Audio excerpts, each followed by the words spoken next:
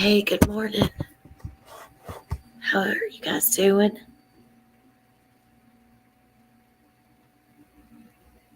I'm doing okay. I've been sick for a few days. I don't know if you're going to be able to understand what I'm saying. So I apologize for that in advance.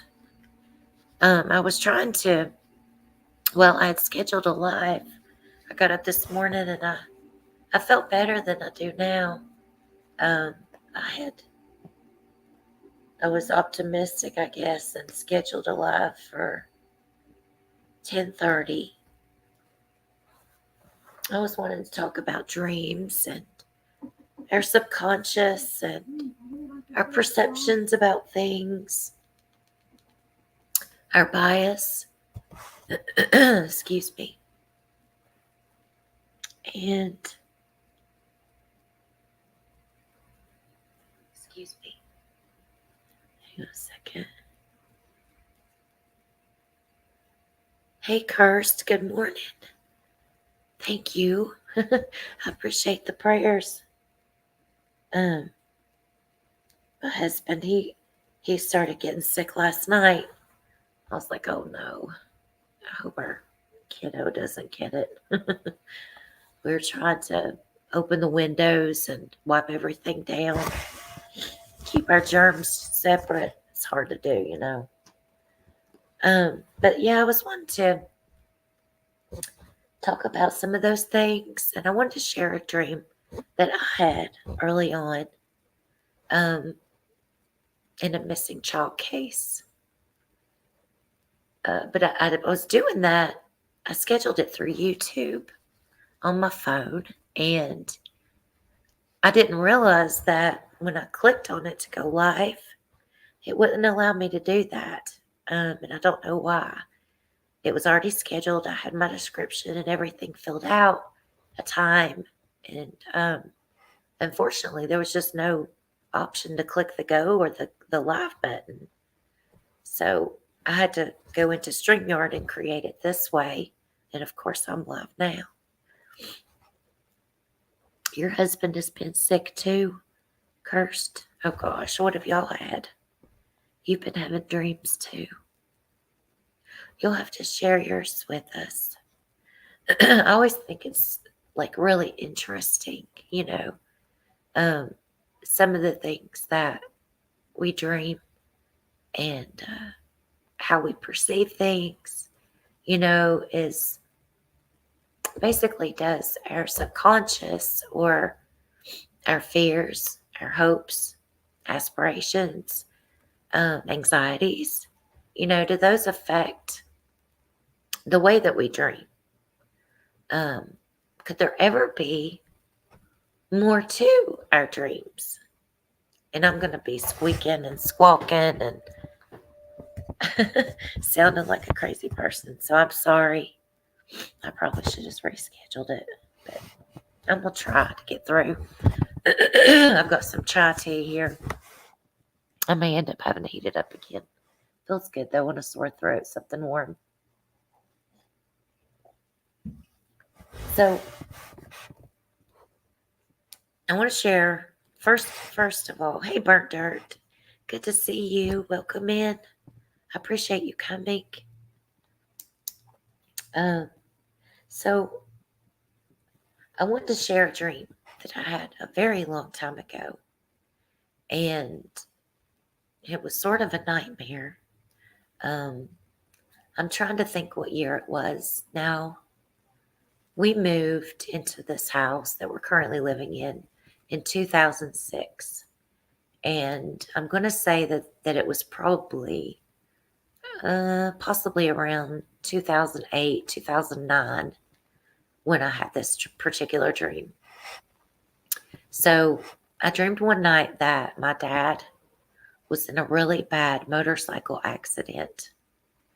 And I remember it felt so real and scary when I woke up from this dream that I felt it was important to tell him about it. And I called him and I told him, and I said, try cinnamon and tea. I've never tried cinnamon and tea. Thank you. That would actually go really good in chai tea because I don't know if you've ever had it, but it's kind of a spicy, maybe like a vanilla nutmeg sort of flavor. I really like it. But I think cinnamon would be good in this. Hey, Terry T. You're from Australia. Welcome. Nice to meet you. I'm Birdie. I'm in Tennessee in the U.S., honey. And I was just talking about a dream that I had many, many years ago. And it was one that scared me quite a bit. So I dreamed that my father was involved in a motorcycle accident. And he drove a, what did Dad have? Kawasaki 900, I believe it was. And street bike. And when I woke up from this dream, I was scared and it felt very real. And I felt a sense of urgency to call him and tell him about this. Dad, I had this really bad dream about you. And I want you to be careful if you're riding your bike. Just because, it was so, it's just that bad feeling you get, sometimes. So I'm trying to remember when I called him, it was that morning after I had woken up. I didn't want to let time pass, before I had called him to give him this message, this feeling I had. And so my day goes on. I go to work, come home later, go to sleep, and the phone rings. And it's around midnight. It's slightly before, like 11:45 p.m. I already been asleep. And when I saw Dad on my cell phone, I knew at that moment that something bad had happened. And I picked up the phone, and he said, Birdie, your dream came true. He said, I'm riding in the ambulance going to the med center right now. I wrecked my bike. I'm sorry, I'm getting emotional. But thank God, thank the Lord that he did not have, traumatic, severe injuries. He had broken his finger, his hand, and his pinky. His pinky was practically severed. We got ready. We went to the hospital, met him in the emergency department. And I'll never forget, he was there by himself, and he was scared and frightened. And they had given him an emesis basin, the little basin for throwing up. And it was filled with betadine. And his hand was resting in this solution of betadine. It had blood, there's blood on his jacket, on his jeans, he had quite a bit of road rash there on his hand too, and his other hand where he wrecked. So, but he pulled his hand out of this basin, and I'll never forget, trigger warning, I'm sorry guys, but his pinky is just basically hanging by some flesh, and the bone was exposed. And he said, do you think they're going to be able to save my pinky? And I said, oh my God, Dad. And I just hugged him and we just cried. It was so sad. But at the same time, I was very thankful, that he didn't have any head or other trauma. He went into surgery and they did save his pinky. He's got rods and pins in it. And in his knuckle area, he also had to have some reconstructive surgery there. It was a bad break as well. But that was a dream that I'd had with not even 24 hours, right? that had lapsed. And it was like when I got the phone call that night, it hadn't even picked up the phone. I just knew my heart sunk. And I didn't know what I was going to hear on the other end of that. But I'm thankful he's okay. Sorry for getting like emotional. But so, does God sometimes give us those senses or intuition or feelings that we can pass on to others as any type of a warning, or was that just my anxiety, fear, of him? Because obviously in a motorcycle, you're very, what's the word? You don't have much protection. You're very vulnerable to cars and trucks and the road, right? And so, of course, I would worry about him, and more so other people, right? My dad's really a good driver and safe. And so you mostly worry about other folks that aren't paying attention, drunk drivers, things like that. You believe in intuition, Cursed?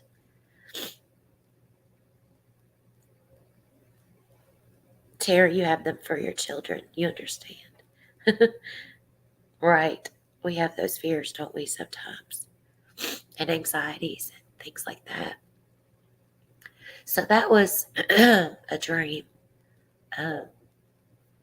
One of the ones I wanted to share with you that I felt like gave insight into the next 24 hours of, what happened with my father. Then there was another instance that I had where I had a dream. This was after Kylie Rodney was reported missing. And this was back in, goodness, I meant to write down the time and the date. And where I felt crummy, I didn't do my homework, so I'm sorry. But I took screenshots because before she was found, okay, so first let me tell you, I had this dream about her. And the only thing that it was, well, I'm going to call it a dream, is I pictured this. I pictured her floating in water. And she had all this blonde hair, beautiful hair. It reminded me of a mermaid. Just beautiful. The water was murky, but you could see her outline and her beautiful hair and her clothing and everything. And then that was the only thing that I saw. Curses told me to gargle with some warm salt water. Are you able to even differentiate what I'm saying? I hope you are. If not, I could certainly reschedule this and spare you guys the sound like I don't know what, a dead duck. But I kept feeling that that's where she was. It was just a very uncanny sense of her being submerged in this water. And I remember there was a YouTube live stream where people were talking about her and her disappearance and some of the things about that case. And I wrote in the comment section that I felt like I had these haunting visions of her, that she was submerged in water. And the image that I had was she was beautiful. peaceful. Um, I can't even describe it, but obviously tragic and sad at the same time. But I felt this sense of urgency, like I felt like that it was going to be so true that it made me want to take a screenshot of my comment, because I knew in my mind, in my heart, I felt like she would be found in this way. And I felt like I needed to document that, so to speak. Hang on one second, y'all.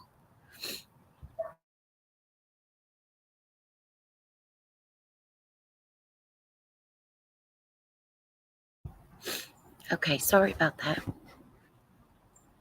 So I did, I commented that about this site that I had seen her in, and I took a screenshot of that. And then she was, I think, found approximately 7 days later, 7 or 8 days later, in this condition. And I'd say a lot of us saw the video, unfortunately, of how she was found by Adventures with Purpose. And it was just so picturesque of the feeling I had, what I'd seen in my mind. And it just was, I don't know. I don't like that word surreal. Honestly, it's kind of I don't know. I just don't like it. I don't know what other word to use.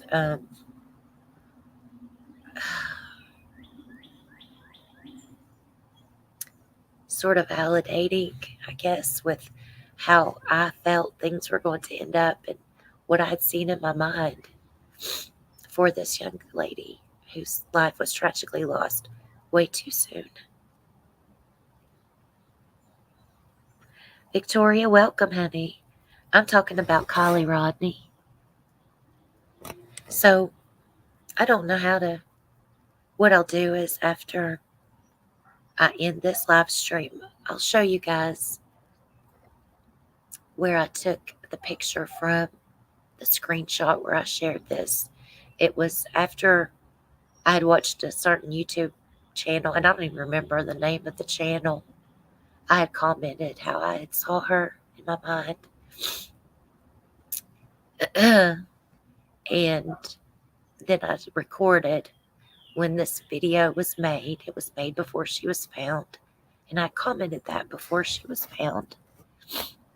And I'll do it like a community post or something and show you that it was indeed, before, unfortunately, that they discovered her where she was in the water. So, do you think if they didn't find her, you would have told someone your mission? It's like, who do you tell? Who do you,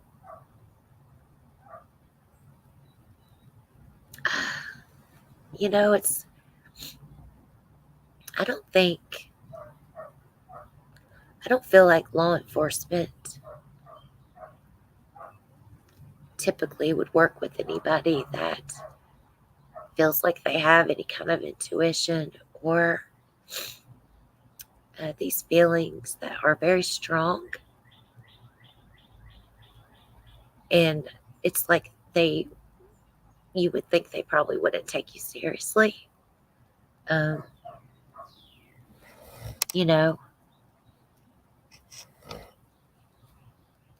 I do feel like I would imagine if they ever did work with someone, they probably wouldn't acknowledge it, which who cares about that part of it, but they may do it and we don't even realize it. You never know. But you know how things were looked upon in certain communities. You just never know. But it's like, do you think Is it an anxiety type thing where is it your subconscious? Is it God trying to tell you something? Um, hey, Rockin' Robin, my friend, it's so good to see you. I am, thank you. Yeah, I started feeling sick a couple of days ago, like scratchy throat, and then I've got all this congestion and it's chilling or not chilling, aching yesterday. I didn't have a fever. It was like barely elevated, 99.8, but it was enough to make you ache, like your joints and stuff. So imagine some little mean virus. Uh, I don't think it's allergies though, even though the pollen here is ridiculous. Like it's everywhere, but it's more than that. I think it's a viral something or another.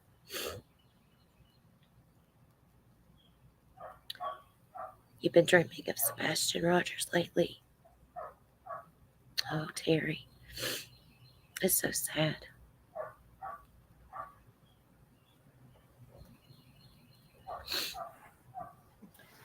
But it's like, are these dreams or visions or premonitions or uh, is it our subconscious, our psyche, our soul? Where does it come from? Is it scientific? Is it religious? Where does that come from? Is it both? Um, I think it's really interesting. I've not read a whole lot about dreams. Some things, um, but not a whole lot. But I did want to share with you all a third dream. Now, this was a dream where I was sleeping. The other about Kylie was not a dream where I was sleeping. But in the one with my dad, it was a dream where I was sleeping. But this was summer. Now, this dream occurred on July 11th of 2021. And it was so very vivid. And there were so many details. When I woke up, I knew that I needed to write everything down. Because over time, you can forget things. You can forget certain details. And I wanted to make sure that I didn't forget anything.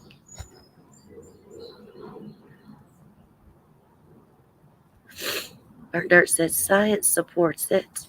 I've posted several links that show neuroscience has proved it reliable. Cool, thank you, Burnt Dirt. That's so interesting. I appreciate you sharing those. So I want to share with you this dream about summer. It's kind of hang on, let me get my cell phone in my other notebook.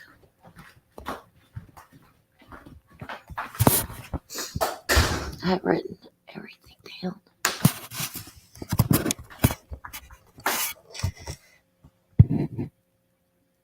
Oh no, Rockin' Robin. Your mama fell. I'll be saying prayers for her and healing. I'm so sorry to hear that. I hope she heals fast, and I'll pray for you too. I know it's hard taking care of a loved one as well.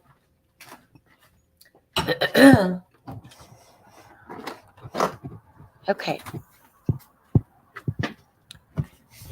So, this dream, like I said,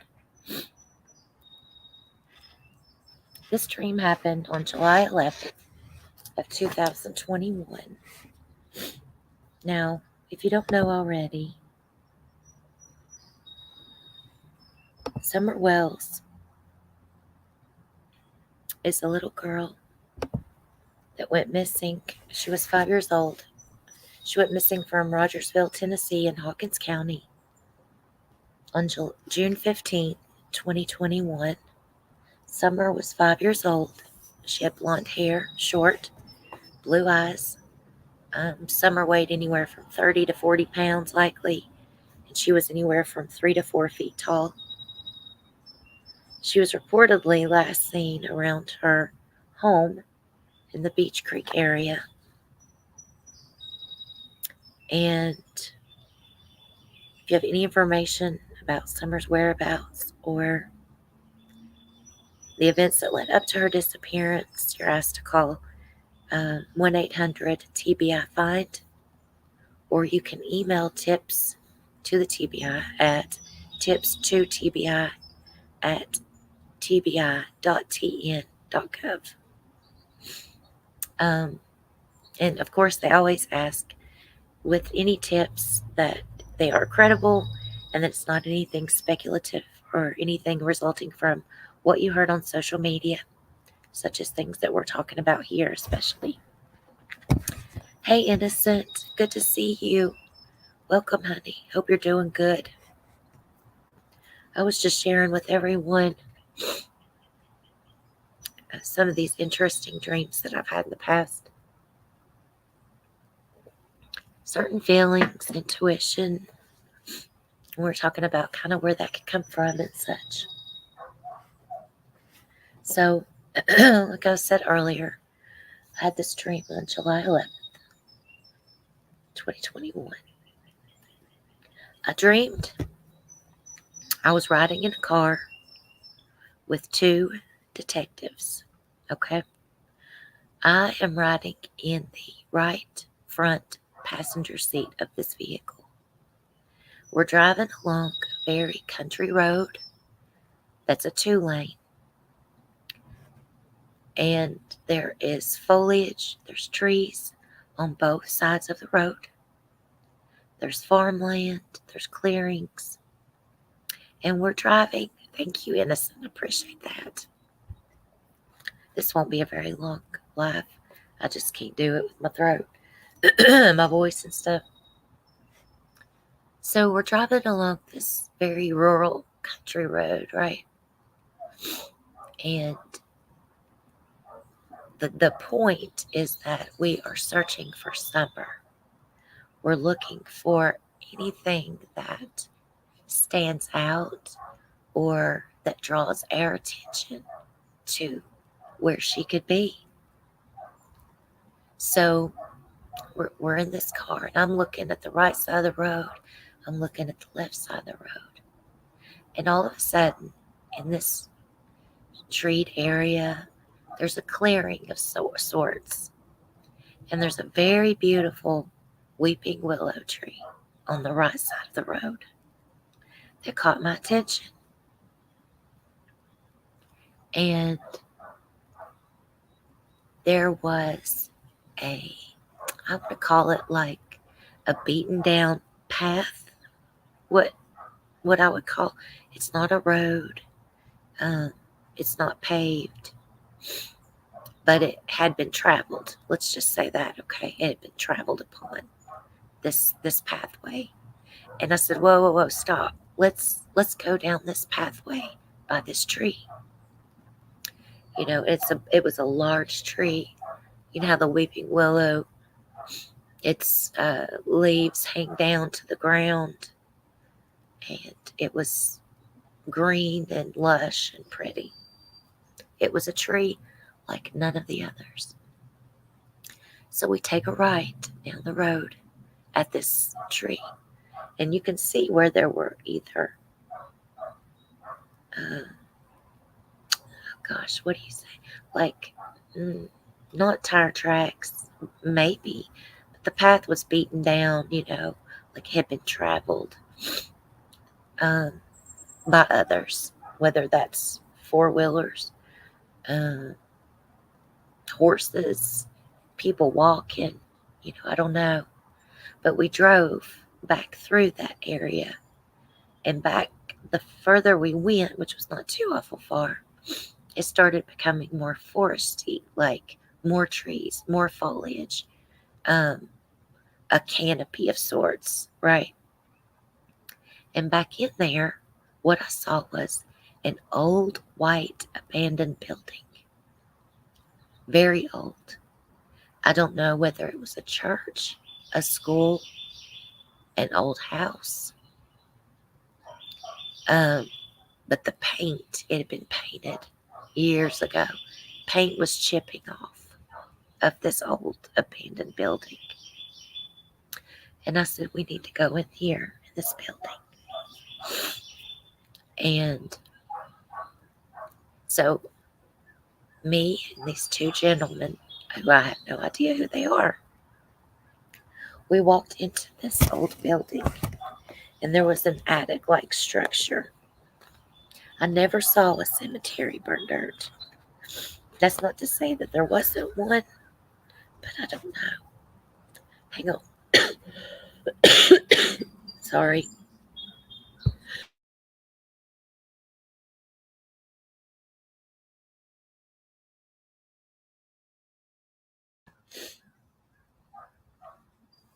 Okay, sorry about that, y'all.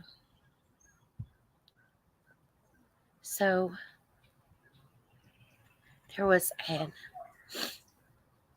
a attic-like structure, or an upper level, and there was a hole in the ceiling, and they brought in a ladder, I think it was, and they climbed up into this attic-like structure, and they found something. Okay, trigger warning. I don't know if I should say this or not. I never saw anyone, but what they brought down was something that was wrapped up in something that looked like an old army blanket, like a grayish brown color. You know, those old wool type army blankets that they, back from, I don't know if they still have them or not, but like from the 70s. My grandma had one. My grandfather had from Korean War. Anyway, it was like that. And they carried whatever that they found out. And I said, is that her? And they said, yes. But I did not see anything. I did not see her face. I didn't see anything, okay? And that makes me today have some hope for that reason alone. This is a huge trigger warning. I'm sorry. But the location of this place is what I want to know. Does this place even exist? Because, yes, a gray arm, it was like a gray army blanket, the wool itchy stuff.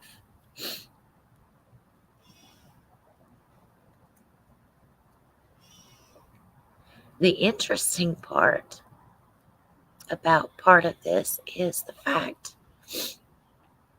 that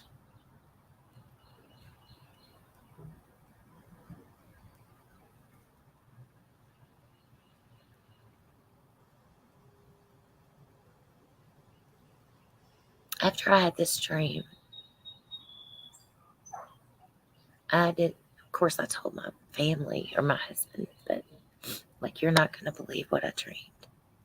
But I didn't share it on anything, any social media, until months and months later. But there was a psychic lady, self-proclaimed lady, that came to Beach Creek, and she was on Facebook and TikTok doing videos. And I watched one of those videos that she did with a guy. You probably remember her. Her name was Juanita Safransky. And they were driving around Beach Creek. And there was a man that was sitting in the right front seat. And this man points out the window when they're going on this little country road that looks so much like my dream. And he said, "Oh, look, there's a weeping willow tree." Yes, Anderson, it was Juanita. And that was what I saw in my dream. Now, that video was recorded after I had my dream. And I had not spoken to anyone on social media about this dream. And I'm telling you that because there's no way that was mentioned for that reason. You see what I'm saying? Because you have to be careful. In this realm, people will pick up weird stuff like that and try to make you think all sorts of crazy stuff. But that was a very big coincidence to me. But unfortunately, I have no idea what road they were on. I don't know. I know they were going to go to Ben Hill, but I don't know what road they were traveling on when they filmed that video, where they were. I have no idea where this place is. And since then, at some point, she took down those videos, and they're not up anymore. I always wanted to know where that was. Innocent said, what was her name on? Oh, I don't know. On YouTube, Burnt Dirt. Her name was on Facebook. Her name was Juanita Zafransky. She was from New York, and she knew a local man that lived somewhere in the Tri-Cities, and he went around with her on these places. Innocent said she had that little Toto dog at the church, beginning, remember, Mountain Girl's friend. No, I didn't know that. I remember her showing a dog on Facebook. See, that was before I was watching any YouTube videos. I didn't realize Summer had a following on YouTube until probably September or October. And then I started watching then. So if she had any like friends on YouTube, I don't know who they were. That was her name on here. Juanita. Let's see. She was a fraud. Yeah. I've heard that. I had heard that, Innocent. I think the biggest thing, excuse me, that I wanted to see was this location, right? Because it was how I had envisioned this place in my dream. And I wanted to know if it exists. You know, is there a building, an old abandoned building back there that exists? I'd like to know that. I would love to know that.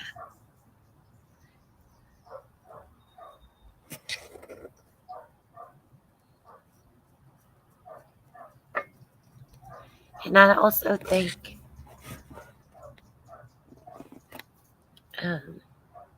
and speculate, you know, if there was, let's say, if someone had put her there alive and but maybe sleeping, could someone have picked her up from this location? What big eyes? Thank you, Burnt Dirt.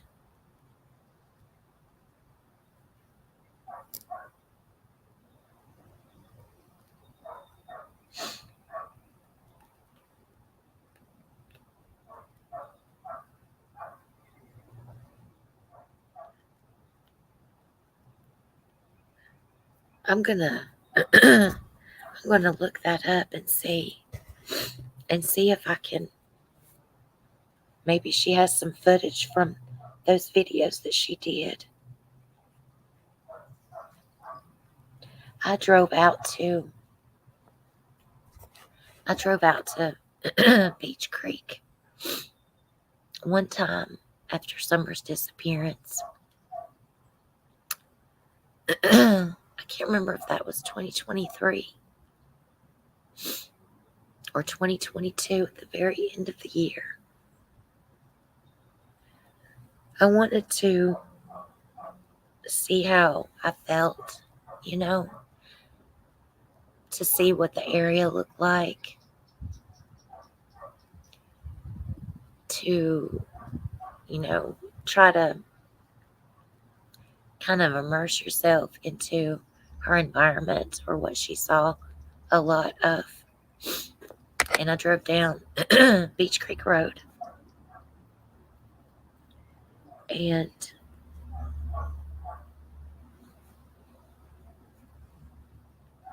I drove down Beach Creek Road, and on the left side of the road, near kind of close to the creek, there's a beautiful patch of purple wildflowers, and that made me think of summer. Um, they were really pretty, and it was a spot that stood out, like there were no others around that were that pretty, that many in a certain area. But I traveled down this road, and I turned on to Ben Hill Road, but I could not make it any further than the first driveway. I had this overwhelming feeling of sadness, and I felt nervous, and just I didn't I didn't like it.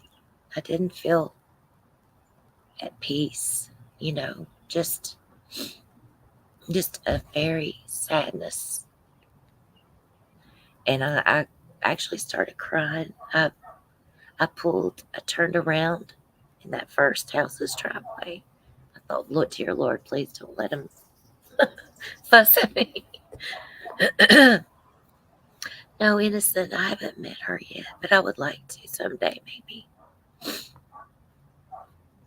And maybe someday.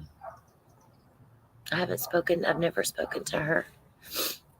But anyways, I turned around this gentleman's driveway, and I left, and I went to Solomon's Temple. I pulled up into that church, and it's such a steep driveway. Like, I think my vehicle bottomed out. It was so steep going up the hill. And once you get up to this hill where there's a bench there, and there it says prayer garden, and there was a picture of Summer, her flyer, and there was some little gifts and trinkets and things people had left.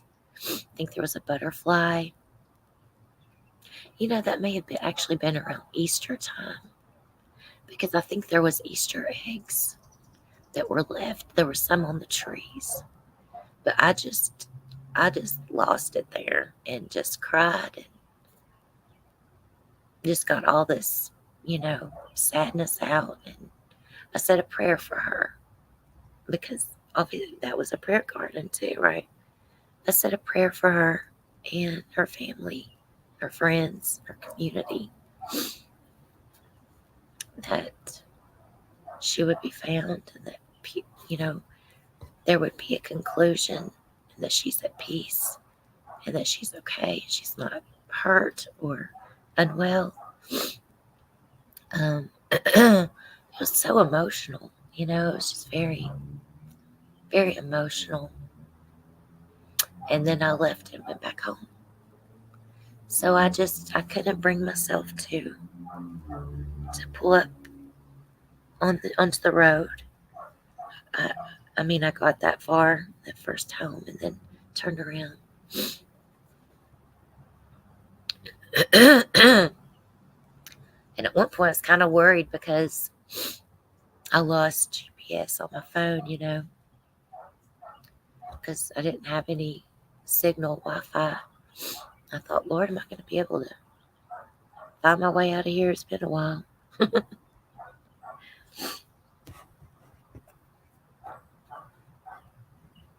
Let's see. Innocent said, we all just want summer home and justice served on whoever took summer. Yes, ma'am. I agree. What did you remember on the news? What was it? A guy? A certain guy?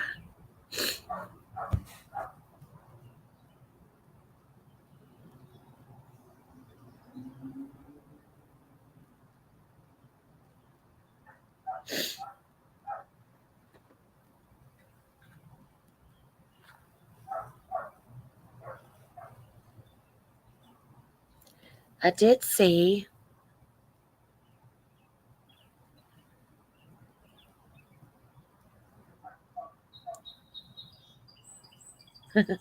Let's see. Terry said, "You don't think so? The first time you've been in chat, you needed a break. Summers with God, justice for a baby." I don't know, Terry.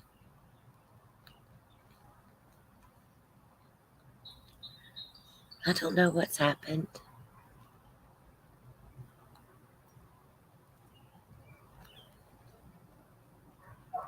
I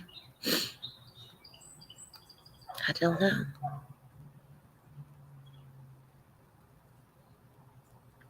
I do wonder if how I felt early on, if that affected my perception or if that affected what I thought happened in my dream. Did that influence the outcome in my dream? That's possible. I see it differently now, though, in thinking about another possibility, and having a hope that I didn't used to have. So I just try to think about that, and having this hope that she is okay.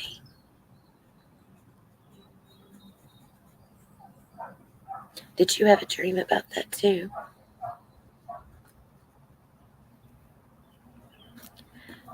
I noticed. Now I shared that in a chat. Let's see, August, September, October, probably 3 August, September, either 2 to 3 months. Not everything that I've shared with you today. Oh gosh, y'all, here's a tree falling here. Could you hear that? Back here, that was a big one. It sounded like, good Lord. Oh, we've been getting a lot of rain lately. And I've got woods in my backyard. And the tree just fell. You hear the birds.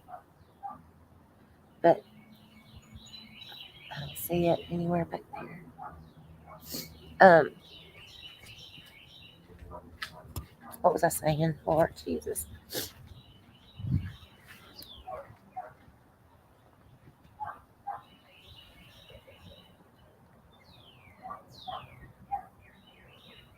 Yes. That was loud. It sounded big anyway. There's a creek back there. Oh, it's small. It's a small little stream. But we get a lot of deer that go back there and live back there and drink the water, and wild turkeys, and I hope someday that we get some eagles back here now that they've got those eagle cams up from ETSU, and they're really trying to populate our area with some of them. I think that's pretty cool. I would love to see one back there. No, innocent, we don't have any. It's not windy at all right now. It's quit raining finally. But we had a ton of rain last night and today. Let's see, Bertner said in mine. She was in a tiny white house down a dirt road. Kind of dilapidated, yes. Next to a very overgrown older cemetery. That is so interesting.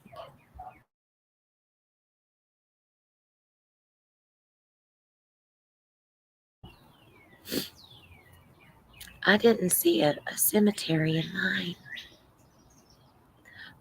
Innocent, it probably fell from just erosion, and or it was a dead tree. Uh, Heck, one of the animals could have, if it was getting ready to fall anyway. We do have some dead trees back there. They've gotten so big, they're really overgrown, and some of them need to be cut down because they're taking over and they're starting to grow over the house even. But it's on a ridge, and and they're just, I guess, with the rain and the erosion and stuff, and if it's a dead one, it'll fall. We actually had one fall on we have a little outbuilding back there in the backyard, and it's got a little porch thing around it, and we had a tree fall about, what, 6 or 7 years ago. Honey, it put a hole in the roof, tore our fence down, knocked the fence around that little house, that little building out there down. It was awful. My husband was too stubborn to file an insurance claim to get them to fix it. Sorry, I had to throw that in there. So he just repaired it himself. But he was afraid, of course, our premiums would go up. So I understand that. He's a good man. But anyways, so I eventually shared, part of this, excuse me, part of this dream in a chat. I can't remember which one it was.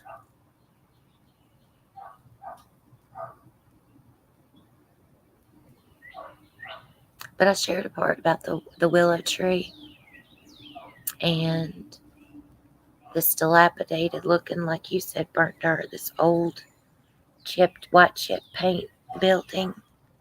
And in my mind, I thought it was a church or a school, an old one that was abandoned.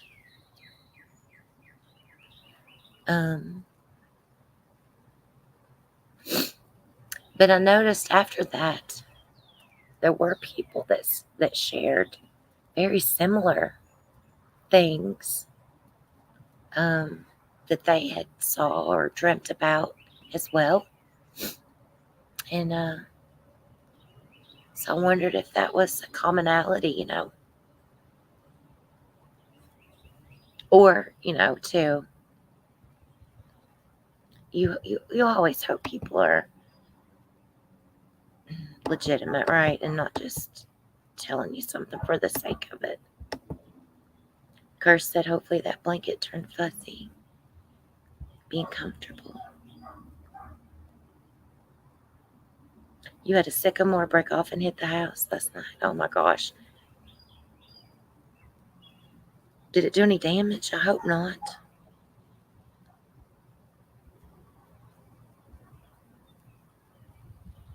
It had tarps hiding it on the fence. Oh, a fenced-in junkyard of sorts that had tarps hiding the junk hung on the fence. This was in the dream. Oh, okay, gotcha. The cemetery had lots of kids from a time of sickness. That was very detailed, burnt dirt.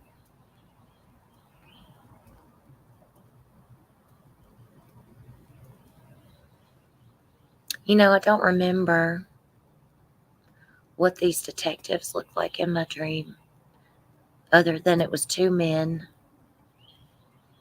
and they had on, it was like khaki pants, or like a and maybe like a police jacket, but they weren't wearing like police uniforms, with the radio and all that stuff.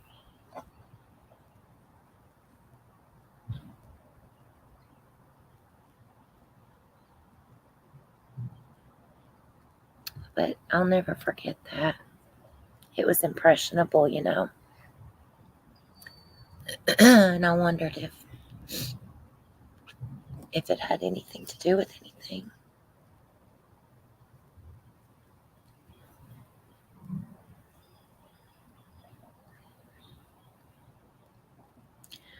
Burnt Dirt said there was an older lady that the kids called me Mom. She was telling me where Summer was. Older man and younger. She said 2 men. Yeah, 2 men. I'm thinking one had dark hair and a mustache. I can't see it. I can't see their faces good anymore.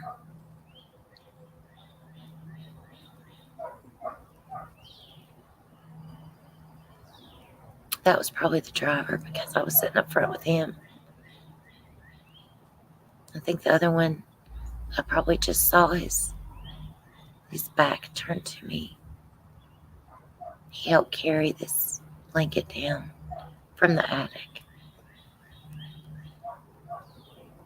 Mm.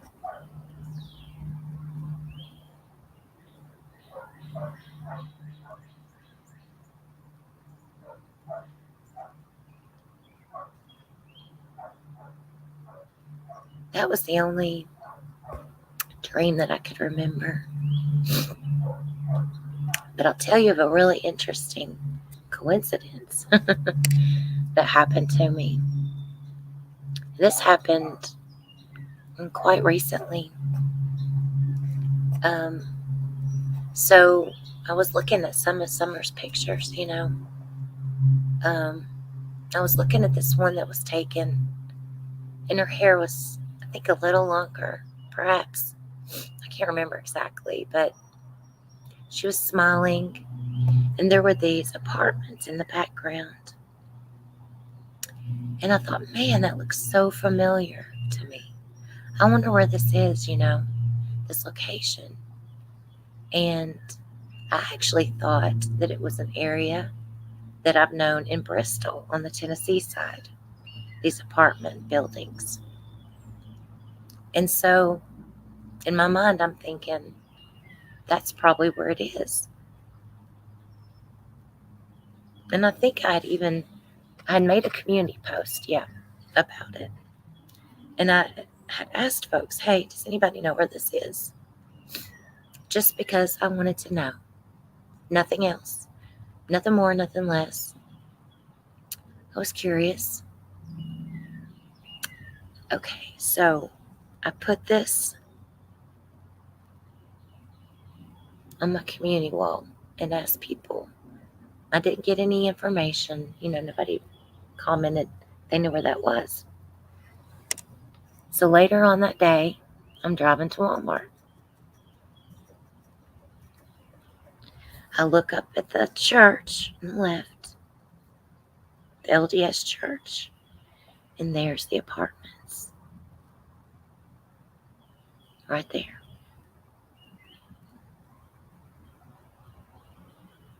That's the location. I'm driving to Walmart. I'm like, oh my gosh, that's it. That's where that was taken, that picture. I go to Walmart, and I'm leaving Walmart. I'm driving by the church. I look up at those apartments again. Drive just a little further, about 100 yards up the road. And on the left sits an old maroon truck for sale. I'll be doggone. I don't know what model that truck was, but that truck had a ladder rack in it. Now, I felt like this was something due to the location. It was for sale, had a for sale sign, and it was parked on private property. But it was there for all of Fort Henry Drive to see. Now, I felt like that was something that may be of interest to law enforcement. This may be important. So I called to report it. And I talked to the detective. And I said, are y'all still interested or trying to find a red or maroon Tacoma truck in the Summer Wells investigation? And he told me, he said, well, we think we located who that was.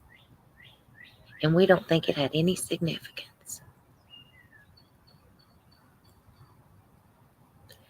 And I said, really? Well, that's what I was calling you about. I saw this truck, and due to the location of the truck is the reason why I felt like you may want to know where it is. Now, it had been moved and parked at a home close by with a lot of other vehicles close by in that same vicinity, older ones. I gave a description, the location, the name of the road.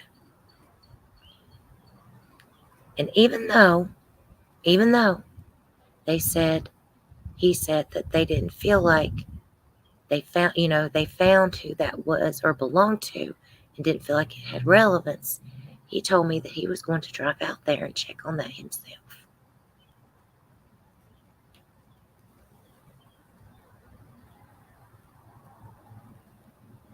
Now, could he have just made that up? Sure, possibly. I don't know. It is possible. Could he be truthful? I guess so.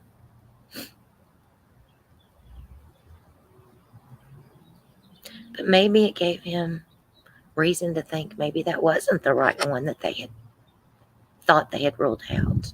Possibly. I don't know. I don't ask any questions. I just felt like it led me to, it was something that was very coincidental, right? That day, I looked at those pictures and I wondered where is this? Just out of curiosity. Cursed, I'm cursed with curiosity too. Is it a blessing? Is it a curse? I don't know. But the sheer chance that I drive by this location in the same day that I made this community post, found the location, and then turned around on my way back and saw this truck. It was just like everything in the universe lined up right at this moment.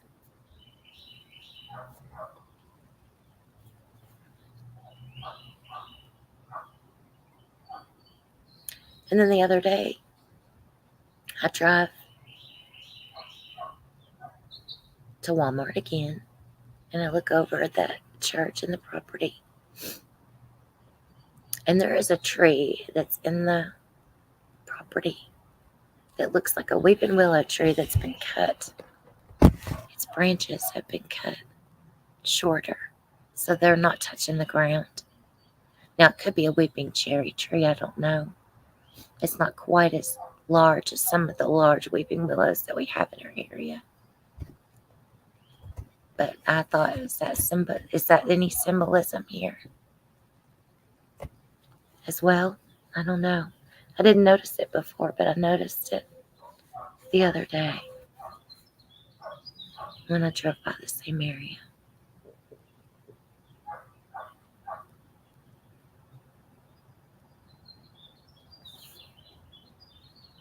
Let's see, what have you guys been saying?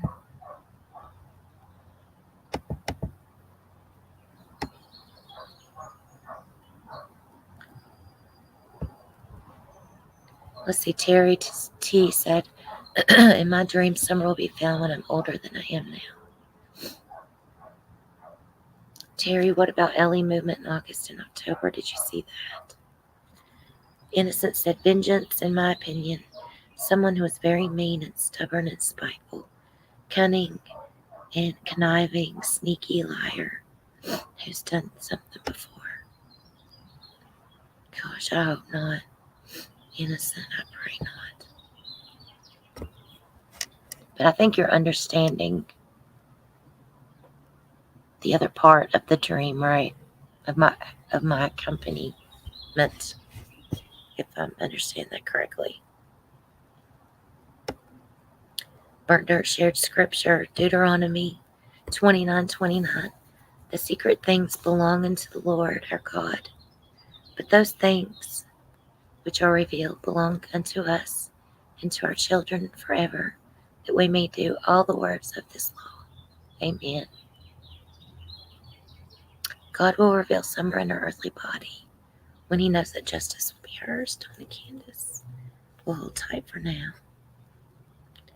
I know these places you mentioned. I live close to them all. Do you, Kathy? I didn't know that, innocent.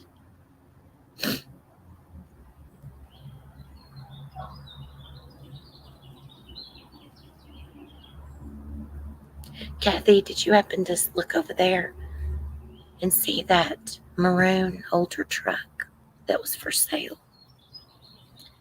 I took a video of it back when I first noticed it.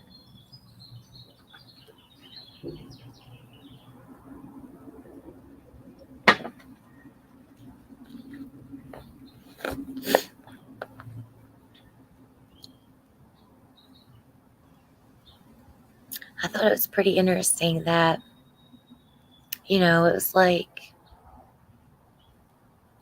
I don't know, those things just happened all so close together that same day.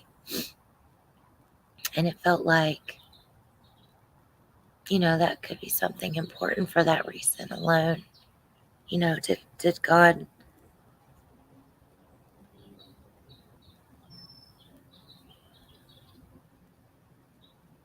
put these things on your heart and your mind?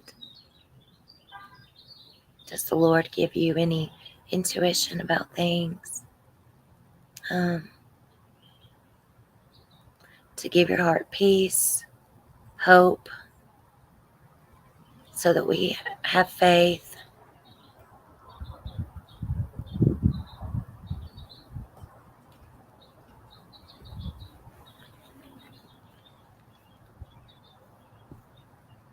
What do y'all think?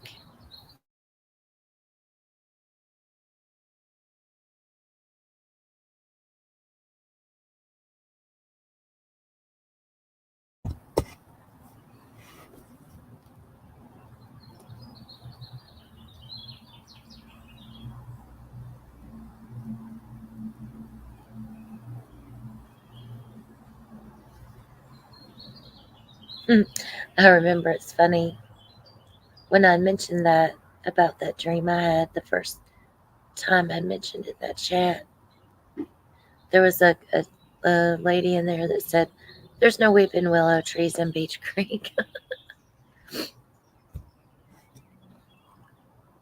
And I thought, well, it sure looked like one in my dream. It sure looked like one in that guy's or lady's video. Be the Bean. Hey, honey, how are you? Said, I believe God gives us answers as long as we're willing to accept the answers. Amen. Burnt Dirt shared more scripture. Amos 3:7. For the Lord God does nothing without revealing his secret to his servants, the prophets. Who were the prophets? Innocent thinks Summer was taken off the property by a bad man and associate. Terry, we are different. We are in different countries, and to see the same itchy blanket. Yes, evidently so, Terry. Because when I saw that, that is what that reminded me of. It was an army blanket. It looked just like it. It was like a grayish brown color. That wool. It's made of wool. The itchy kind. Yes, ma'am. Are you a ma'am? I'm sorry. You don't believe they hurt her and her innocent in her disappearance. Was it the same color, Terry, or what? Did you have a different color? That's the best way I know how to describe it.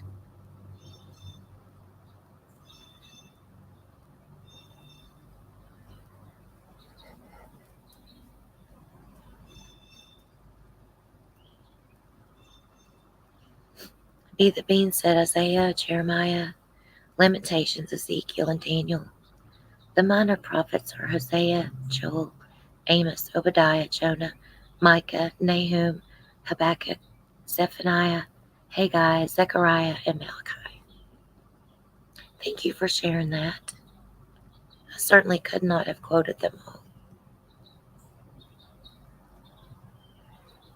Gray, itchy army blanket.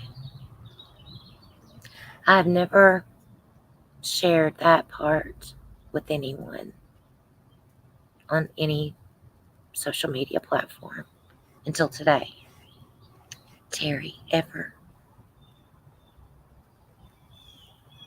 So that you had the same thing, that's interesting to me.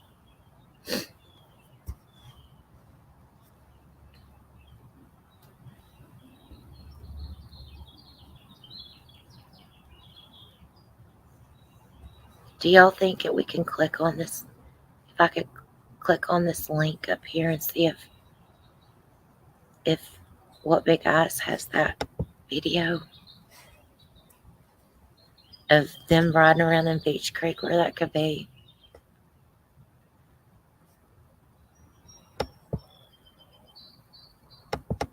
You know, I never mentioned anything because obviously there's fear of, if something ever happened like that, there's fear of moving some things, fear of moving evidence, right? But we're going on almost 3 years now. That's been a very long time. A very long time. And honestly, I don't think that any law enforcement agency here would work with anybody or accept any kind of an opinion or a speculation such as this, what we're talking about today. I just don't think it would happen.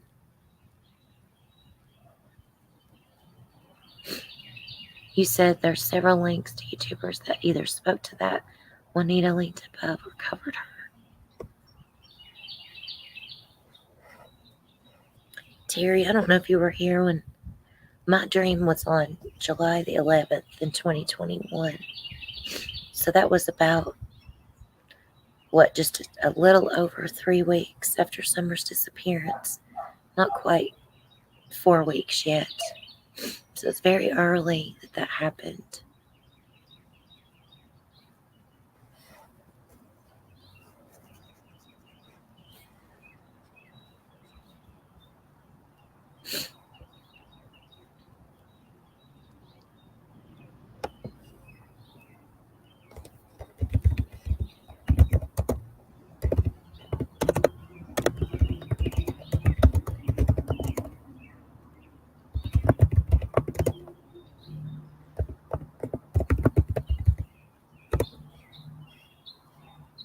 Let me see if I can pull this up, y'all.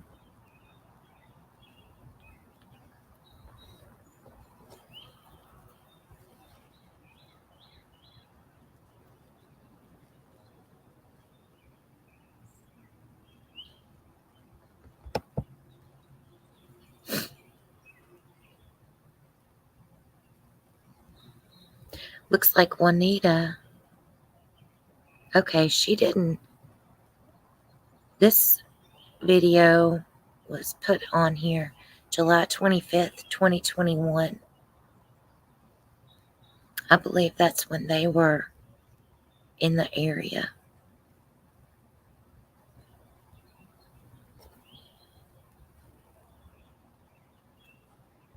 Wow.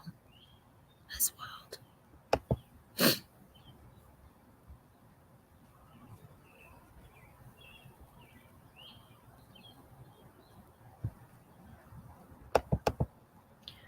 This laptop is a pain. Hey, Miss You. How you doing, honey? Are you driving?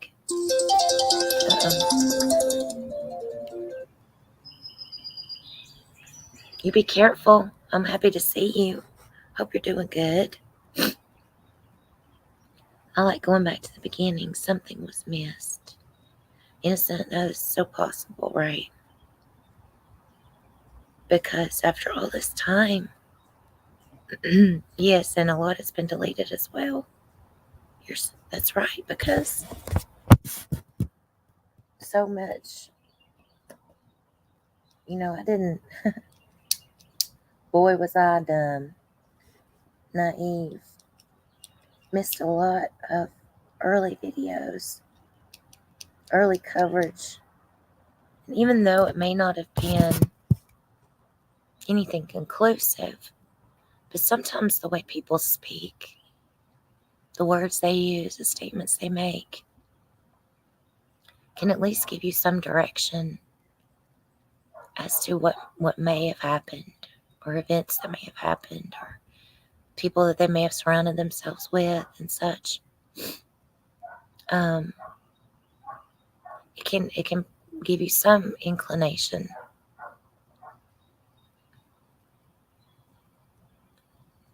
Relationships, agendas, narratives, whatever those may be. But I hate that I missed those. And now they're gone, or hidden, or privated, deleted, Let's see, I missed something up here. Oops. I don't have my mouse. Miss Huge said, just pulled up to the dentist. I'll be listening. Who is the tall, skinny guy with Dobbs? I never heard that before. I do not know.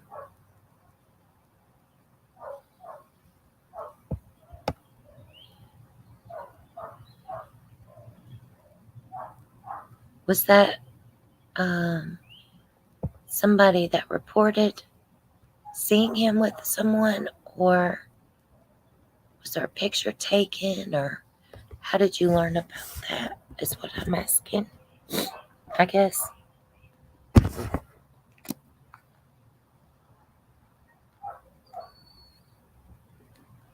That blanket will always stick with me. It seems even more symbolic now that you mentioned that, Terry.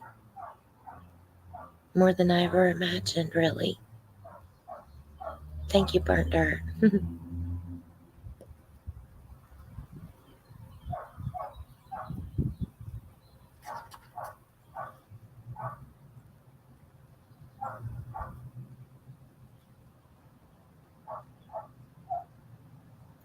Brett's sister said he was seen with Dobbs. L.E.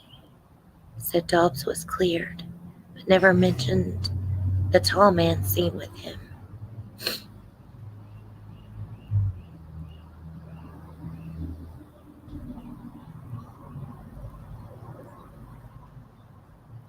Did Ellie say that, or was it Dobbs just telling us that?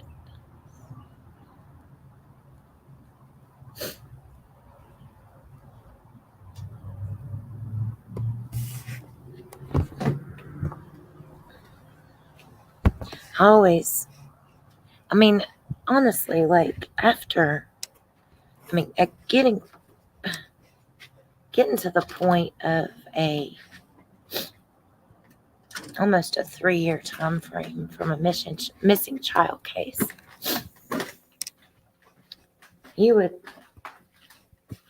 one could assume, surmise, anticipate that there would be major announcements as to clearing people.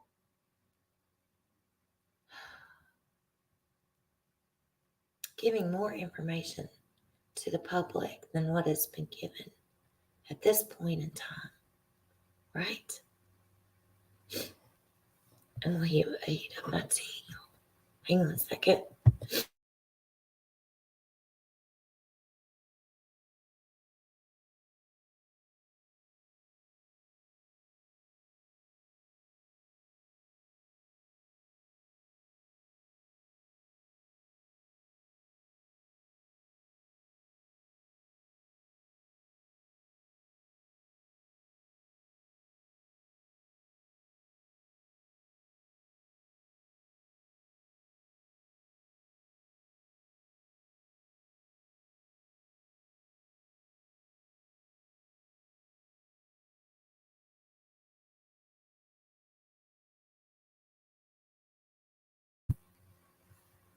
Okay, sorry about that, y'all.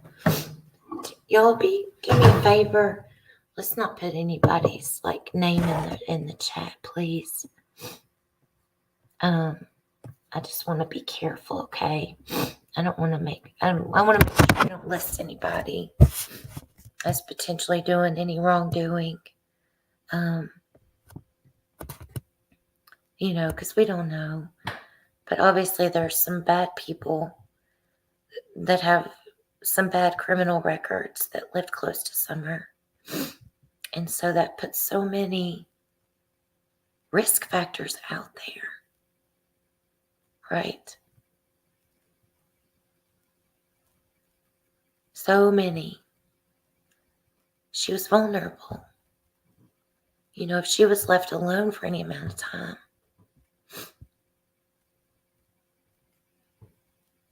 that's a big vulnerability among some possibly not so savory characters,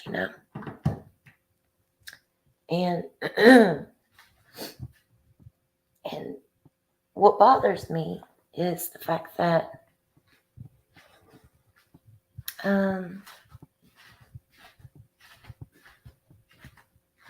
well, I'm not going to say that. Never mind. I'm not going to say it.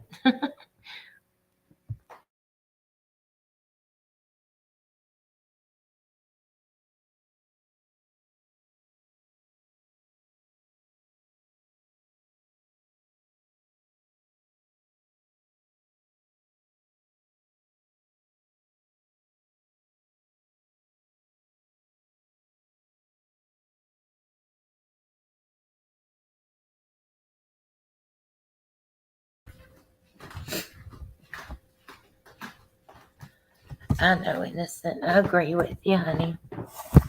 I do. There was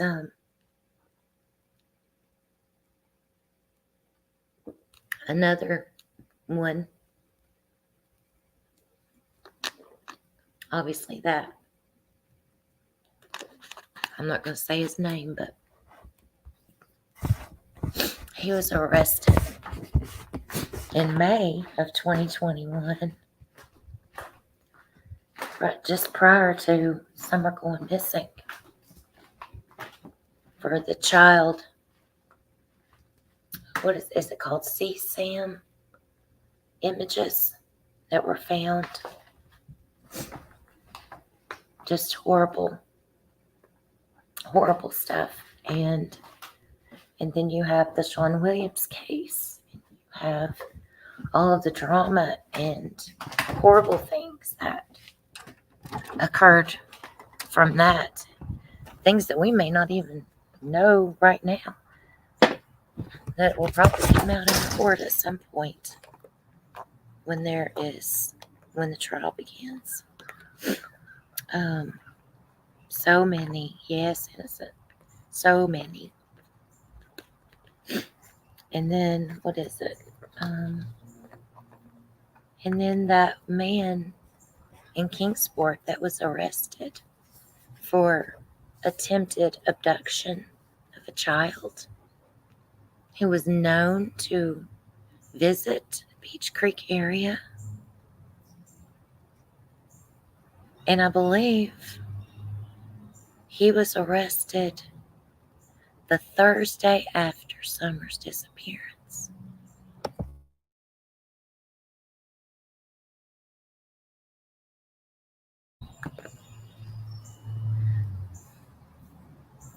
Now, I did hear a live stream where, let's see, Lolly, Beautifully Broken, had done, and she had made some statements that Sherby was riding in the car with Hammonds when Hammonds was arrested. But I have not been able to confirm that. Just FYI, I don't know. I asked if she had FOIA'd the arrest record or the 911 dispatch call when they called to report the attempted abduction, but I didn't get an answer. I was hoping to get that confirmed, but I wasn't able to. So I had never heard that before. So I don't know if that happened.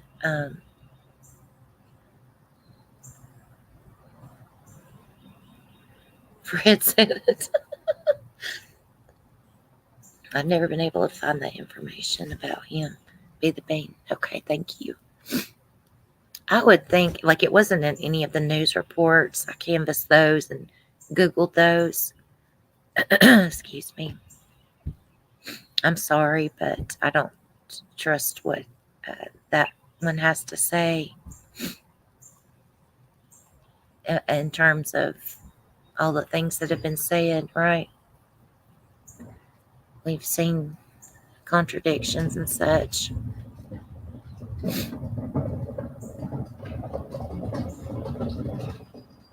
But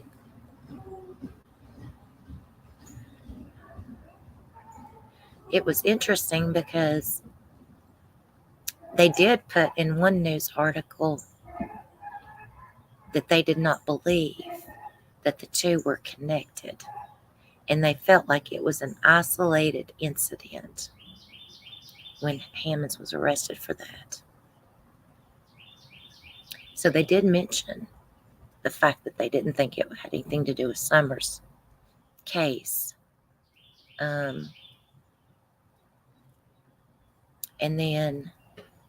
they never mentioned who was driving the vehicle, other than they stated that the driver seemed to be unaware of what Hammonds was doing or attempting to do. And it sounded like they did not get into any trouble over that, what happened. Yeah, Kathy, she had put it on there. So I wondered where. I was hoping, I thought, well, maybe she had FOIA'd it, because they'll give, there'll be more in-depth information if you've got an arrest, if you've got the arrest record on that. But if it came from Fred, then it came from Fred. So I didn't know. Burnt Dirt, you're going to have to let your pups out. Oh, gosh, honey. Thank you.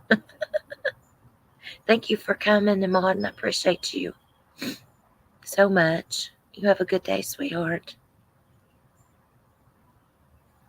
Miss, you said Carly Trent was close to lots of shady people in that area. Yeah, wasn't that such a sad case? Poor Carly. She, unfortunately, was abducted by, was it her uncle? Simpson, I think is his name. And he was arrested, and fortunately she was found. He was charged with some horrible crimes against her. And I'm thankful that they found her when they did. And I'm thankful I think they had, was it Walmart footage? They had gone into a store and they had pulled the CCTV. So you see, when there is an abduction that occurs, and of course he picked her up from school that day, so they knew it was him. Some of those answers were laid in their laps quite easily. But in an abduction like that, it's, there's known facts that help them so much during the investigation process.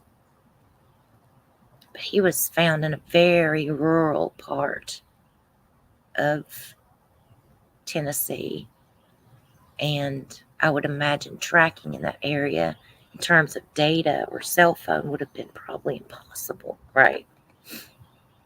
So it's interesting how they were able to find her. And those two gentlemen that searched either adjacent properties or these areas, right?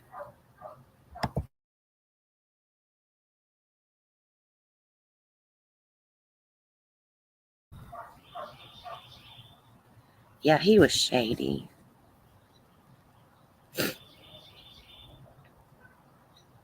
You think who was? You think her uncle was? Hold on, let me go up a little bit.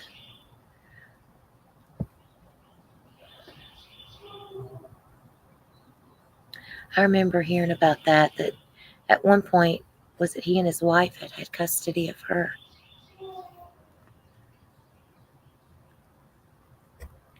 But when children are harmed in that way, of course, they're going to do a forensic interview of her and record all of her statements about what happened during her captivity. And then, of course, charge him. And then look at the evidence, too, that they gathered during the investigation and after she was found.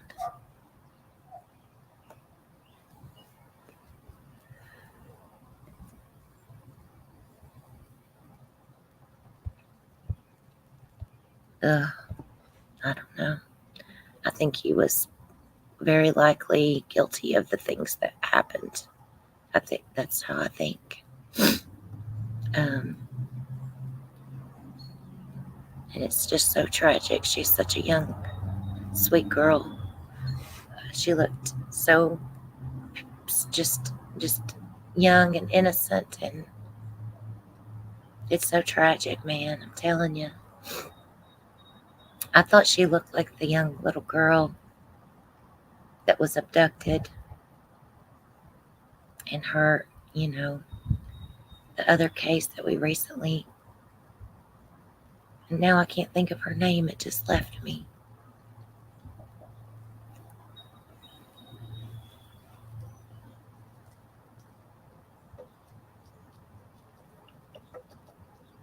Oh dear.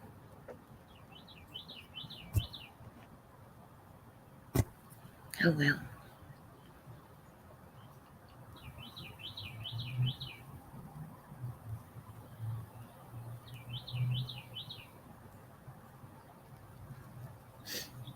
I can't.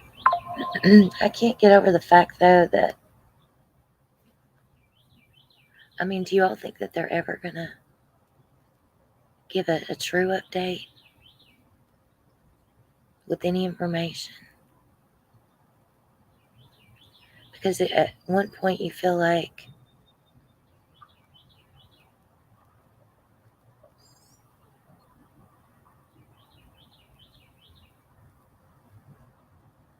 there would be something. If a child is abducted and they have any idea of a perpetrator, I've seen them give.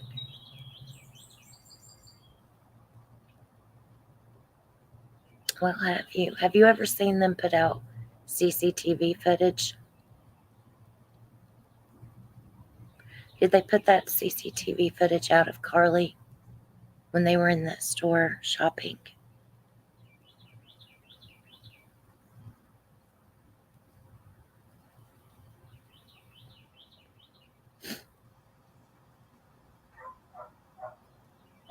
I guess it's a slippery slope, isn't it? Be the bean. Because they would be concerned if they're found out that they could harm them before they're captured and taken into custody.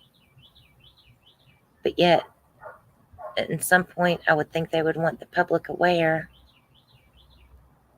if someone was sighted in a certain area, let's say, to be on your toes, be on the lookout.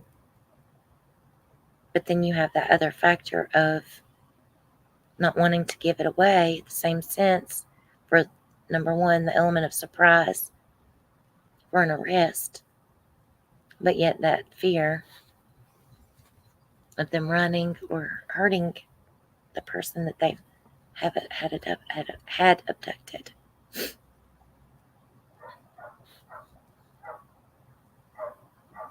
Yeah. Did they release that Miss You before he was captured and arrested? Do you remember? Or was it after the fact? I can't remember. I think Ellie is making a mistake by being so silent. Miss You said they should set an example by showing people that missing kids are taken seriously and clear people who are innocent. Yeah, I agree with you on that. I think there needs to be some sort of transparency there. And when there's not, I think trust is starting to be questioned by a lot of things. Trust is that trust, you have to have a sense of trust for those that are in power and those that have the resources. And there's a lack of transparency there, especially after a very long amount of time. I think that creates problems. In my opinion, they have an idea. Be the bean.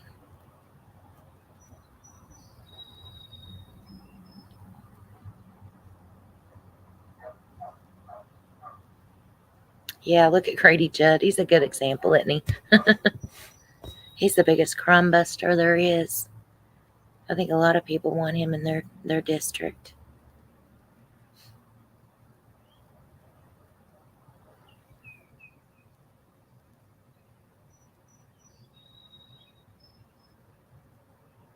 I watched a really excellent Netflix series called Unexplained. Have you guys ever heard of this? I shared it on my community post. It is awesome. Um, it's about, trigger warning, it's about a sexual assault that begins, I believe it's in Washington State. And it looks at how the victim is questioned after the assault, how she is treated, how she has to be interviewed multiple times by multiple people, recanting her story.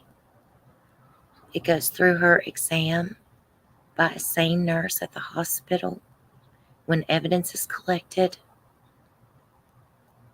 And then it goes to a few days later and she's re-questioned. And it looks at these assaults, then more assaults start to happen in Colorado State. And it picks up where detectives are beginning to investigate these crimes because they're wanting to find out, is this a serial rapist that we're dealing with, or are these assaults isolated?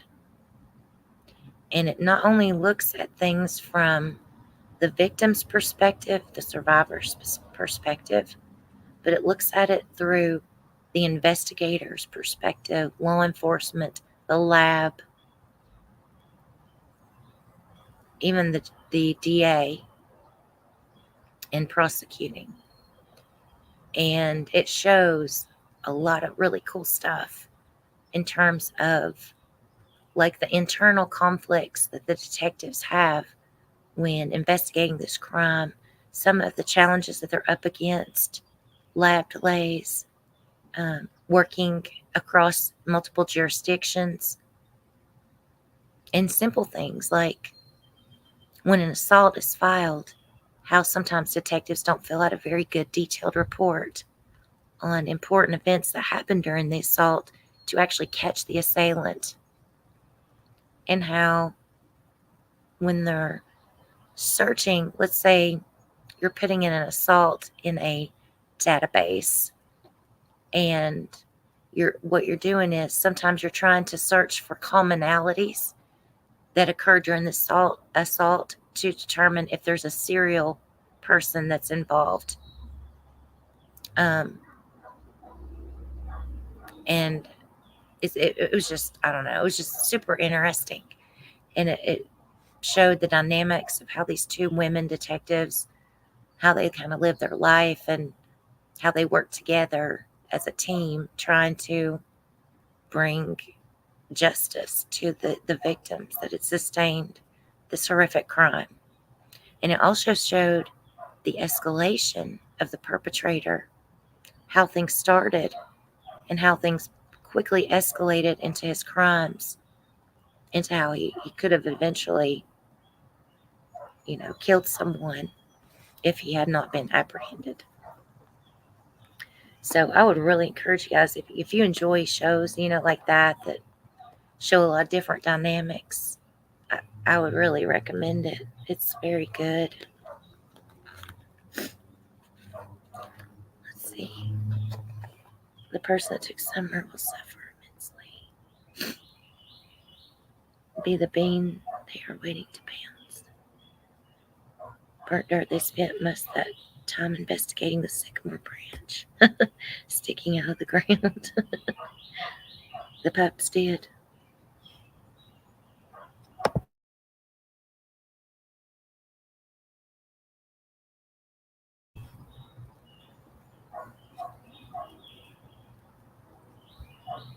I think obviously criminals start from somewhere. They start from different environments. They start from different socioeconomic statuses. They're poor, they're rich. Sometimes they're abused or neglected. Oftentimes, often, almost always, there's a mental health component there that's either diagnosed or undiagnosed. It's like a psychopathy, whether there could be a sociopath, a psychopath. And in our country, especially, mental health suffers. There's poor access to care. There's long waits. There's just not the best resources, There is help always. And it's about finding the resources. If anybody's ever in trouble in a crisis situation, you can always text 988. And that will put you through to a dispatcher who can talk to you. Bernard, do you have any of the mental health or sexual assault links you could share in?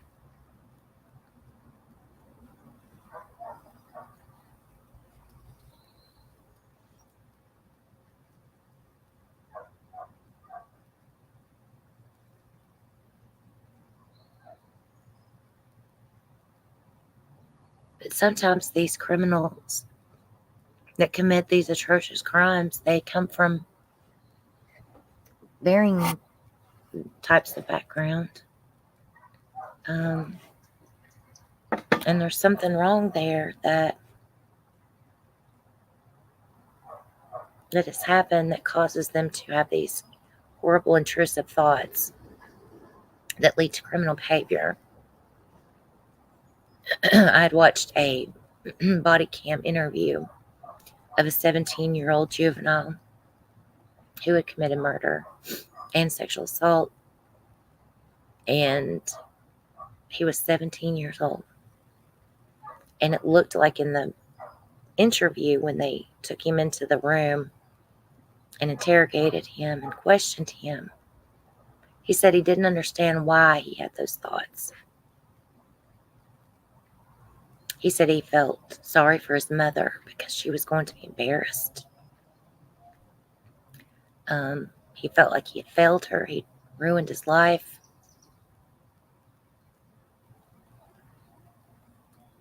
He had had a criminal record. He had had a history of carjacking, robbery. He had anger issues. Was getting in trouble with school. He often defied authority figures such as teachers, principals, his parents. There were warning signs there. I did not hear in this particular interview anything about therapy. I did hear that he said he had been diagnosed with depression. He said they had put him on some medicine. He said it didn't work. He said he did use alcohol and other substances to take away these intrusive thoughts that he had because he didn't have them when he used substances or alcohol. But there was not, seemingly from this interrogation, now that's not to say it didn't happen, but there was not a plan in place or an admission to an inpatient facility for this young juvenile who had these horrible thoughts to take place. So how as a society do we help that?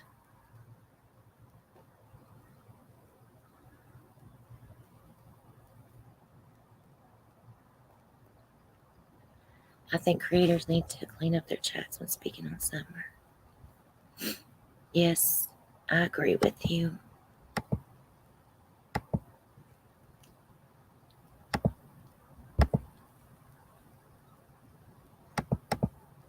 Sorry, Terry, I'm going to delete that, honey. I don't want to accuse anyone of anything, okay? We don't want to make any accusations. But, so as a society, you have to be so careful in how you're raising your children, how you're talking to them. Are they defying authority? Are they having anger problems? Are they using substances at a young age? Do they have a family history of mental health illness, addiction, anxiety, depression, bipolar, schizophrenia, psychopathy, antisocial behavior? Do they make friends easily? What are their activities? There's a whole myriad of things to think about and consider when raising our children, our youth, and what they are experiencing, how they are experiencing it through their eyes. Are they stable? Are they having problems? And especially teenage years, like where you have hormonal fluctuations that come into play at puberty. That's a tough age anyway. And then you have social pressures at school or sports or schoolwork. Is their home life unstable? Is there family dynamics? Is there a lot of arguing? So how can we help them get the help they need if they need it? Well, first we need to recognize if there's any problems. The warning signs. You can always talk to your pediatrician. There are pediatric psychiatrists. There are child psychologists. There is help out there if your child needs help. Please don't be afraid to use those resources and give them the help that they need in being proactive. We don't want to be reactive after the fact. What if they had committed a crime or are having these thoughts? They may not even come out until they're sitting in a private location with a licensed professional.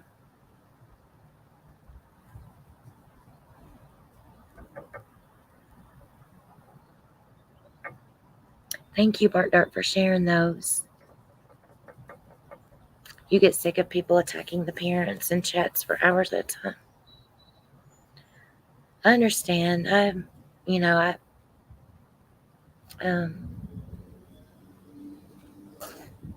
know it's It is not productive.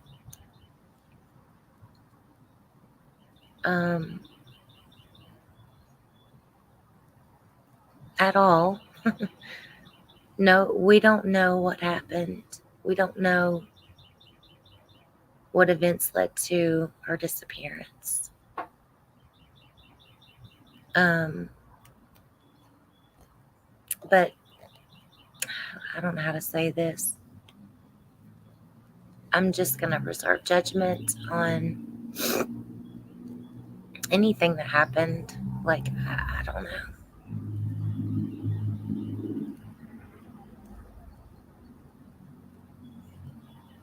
Near 3 years. The chat was mean.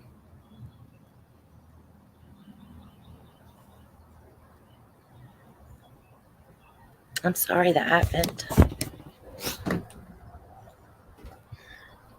It does Summer a huge injustice, in my opinion,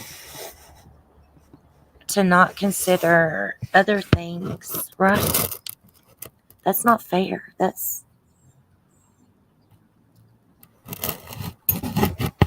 But when you have a seemingly self-proclaimed expert that came on very early and interviewed the family and close contacts, there was a certain opinion there that was pushed, right? That was they came to the only conclusion from these interviews, and that was pushed very hard on social media. And I asked myself, was that for a reason other than the truth?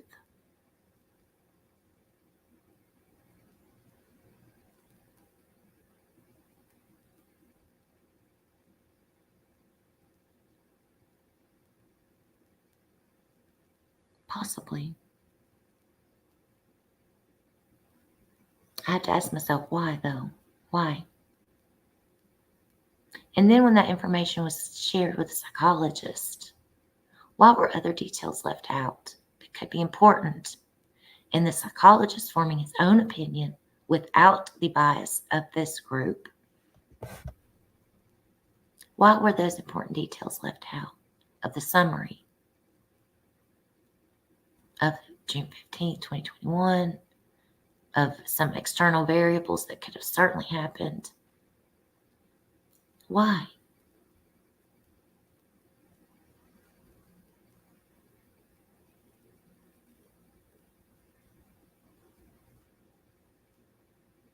It bothers me though, honestly, because I feel like that's happening for a reason. And so that picked up very early on. And I feel like, in a sense, that made folks think a certain way. So I asked myself, why? Why was there no other things considered?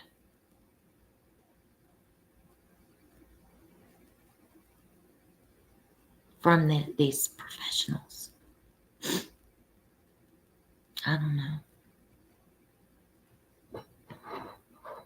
You said I'm not the one going through it. I'm not the one with a missing child.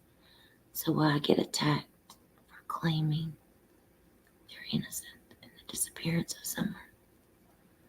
I don't know, innocent. I think sometimes people,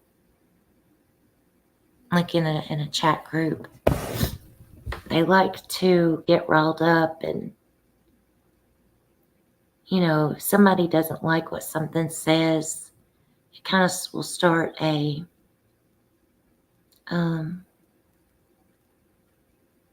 what's the word I'm looking for? It starts like a rock slide of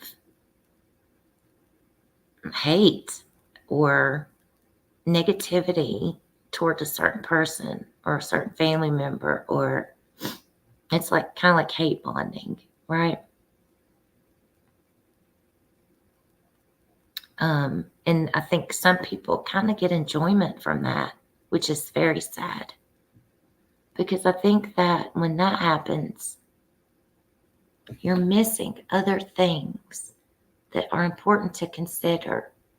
And that becomes the main focus, right? Is to either make fun of someone or to cause pain for someone else.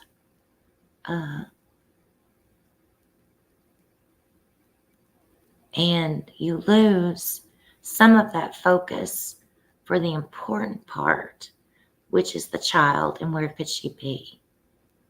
What happened to her and who was responsible? And Bertner said 98% of children missing from their home. That's also a part of why.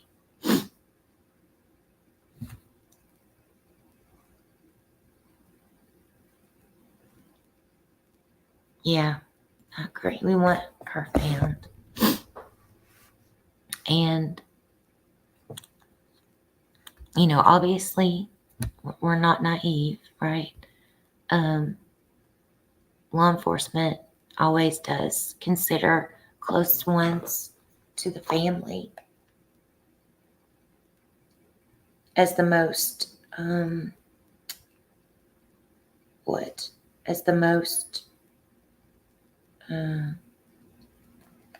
don't know, would you say suspicious or they're more likely, people that are around someone are more likely to commit a crime of opportunity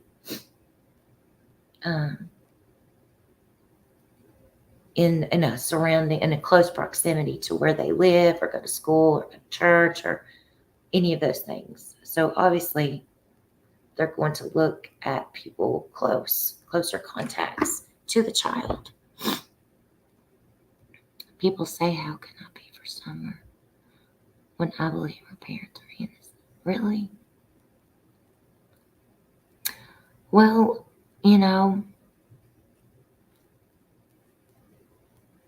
I don't know how other people feel. I don't know what happened. I don't know if anybody hurt her. I don't know if she could be safe somewhere hidden. I don't know. But I don't think it's fair for you to receive hate for feeling the way that you feel.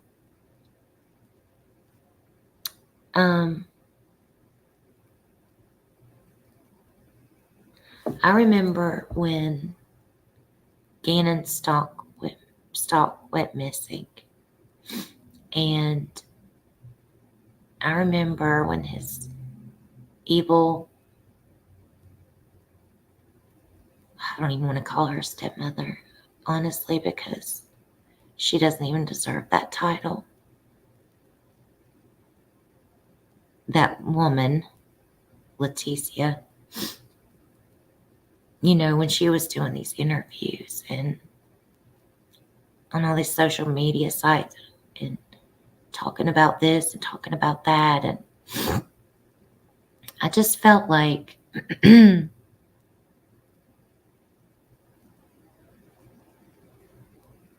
like she was lying, about something. And I remember how I felt when I found out what she did to poor Cannon and how she hurt him. And I think that made me feel even more reserved. In my opinions about close people to a missing child, that doesn't mean I think anybody's guilty at all. That just means, I guess I wouldn't get emotionally invested myself other than feeling complete empathy and for them,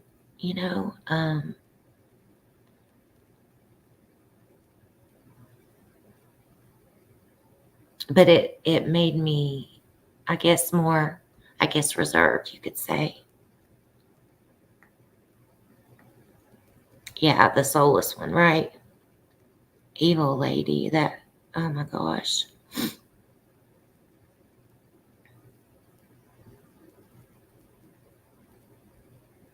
That was a tough trial, wasn't it, Burnt Dirt? It really was. And that was one that I watched that I normally don't watch them. But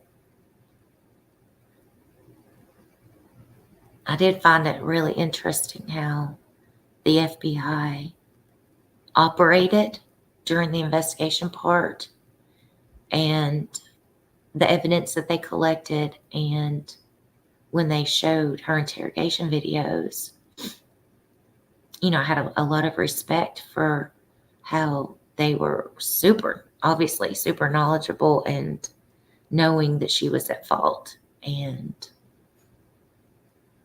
just trying to prove it and catch her.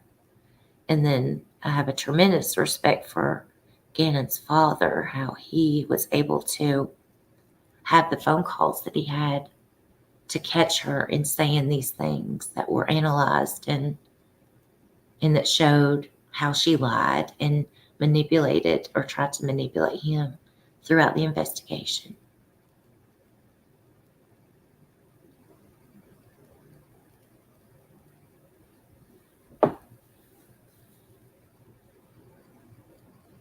Yeah, it was horrific. It surely was.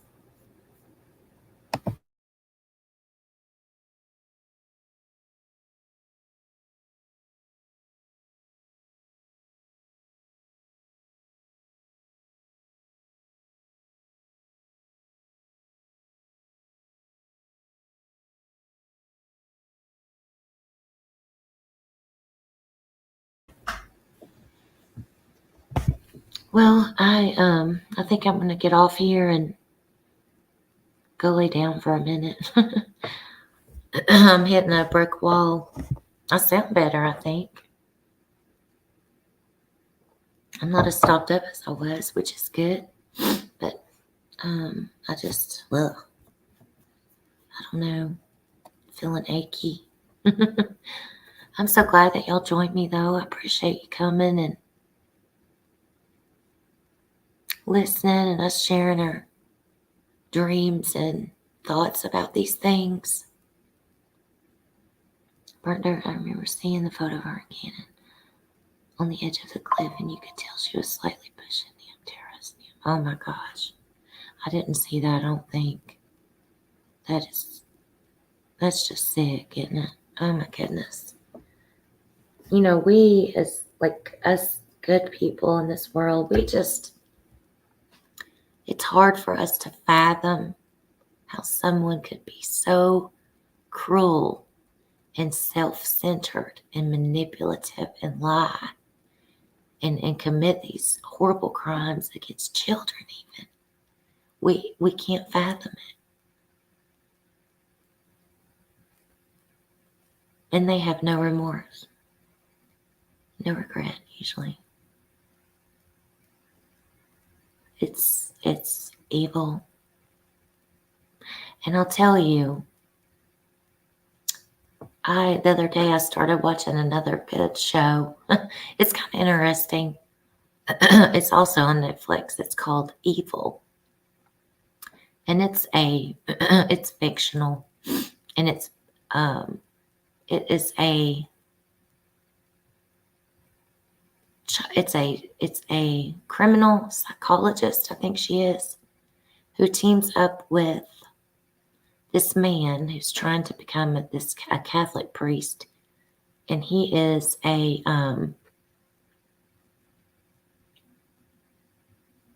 he's hired by the Catholic Church, and they're trying to investigate these circumstances. If things could be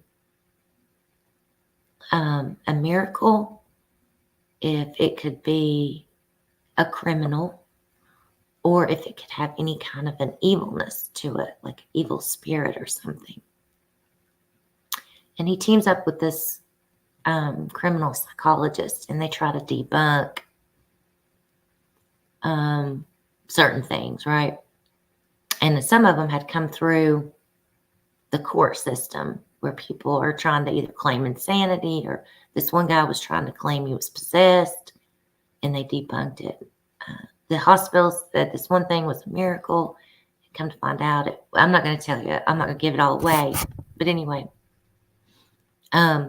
what's it called? It's called Evil. But in the very first segment, they were talking about the world today. And this man is showing all of this social unrest. He's showing protest. He's showing fires. He's showing hatred. He's showing two sides fighting. And he said, it's like all this, it's all of the things that we are being shown, right? What we as a society are being shown in the world today on television. And he said, the world today is different. He said, we have all of this access to watching all of these things. And it's good against evil. It's fighting. It's, protesting, rioting, injustice. And he said, but it's hard to discern what is bad versus what is good. Because he said he felt like there was people in the world today that have the opposite agenda of good, but they want you to think they're good. And I can't explain it as good as he did. But basically it had to do with how we can form our opinion. And you may have to really research and really look at a lot of different things. But how you can discern good from bad and support the right thing. Not just what we're told or we're shown in social media. And how we have all this access to. Good night, Innocent. Thank you for coming. I appreciate you. Hey, Burnt Dirt, thank you for sharing. That's the TV series. It was entertaining. It resonated with me when he was talking about that, because I feel like there are people on social media that are being funded to show you certain things or try to make you believe certain things that may not be accurate, truthful, just be careful with that and what you believe, who you support, and why. Because what he said, I feel, is very true. And so all we can do is really have faith, and I pray about that, and that we are not being led astray, so to speak. But I'm going to get off and let you guys go, and hope you have a good day. You all stay safe. Tell your loved ones how much you love them. And I did want to say, I hope that Heels in the Air rest in peace. I don't know her. I never had the pleasure of talking to her or chatting with her. I may have said hello to her a couple of times in chat. But I pray for her family and her friends that love her and support her and that knew her. So you guys take care. God bless. Love you. Bye-bye.